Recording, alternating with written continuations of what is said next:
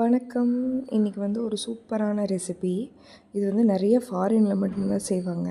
எனக்கு அப்போவே ஒரு க்யூரியாசிட்டியாக இருந்தது நம்ம செஞ்சு பார்க்கணுன்னு. ஸோ யூடியூப்பில் ஆனா ஓல்சன் அப்படின்னு ஒரு அக்கா இருக்காங்க.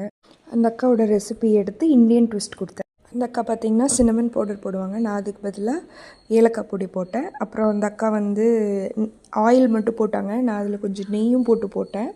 மற்றபடி ரெசிபி எல்லாம் ஒன்று தான். முட்டை, எண்ணெய், நாட்டு சர்க்கரை, வெனிலா எசன்ஸு எல்லாத்தையும் போட்டு நல்லா மிக்ஸ் பண்ணிக்கணும். ட்ரை இன்க்ரீடியன்ட்ஸ்க்கு கேரட்டு, மாவு, பேக்கிங் பவுடர் இதை போட்டு தனியாக மிக்ஸ் பண்ணிக்கணும். ஒரு பிஞ்ச் ஆஃப் சால்ட்டு. நீங்கள் வால்நட் போட்டுக்கலாம். எனக்கு வால்நட் பிடிக்காத காரணத்தினால நான் வால்நட் போடல. மெஷர்மெண்ட் டிஸ்கிரிப்ஷனில் இருக்குது. என்னோடது ஒரு பாவப்பட்ட ஓடிஜிங்கிறதுனால 1 hour ஆச்சு. பட் ஸ்டாண்டர்ட் 180 டிகிரியில் 35 to 40 minutes அவ்வளோதான். ஈஸ்டருக்கு எல்லோரும் இது பண்ணி செலிப்ரேட் பண்ணுங்கள். Thank you so much.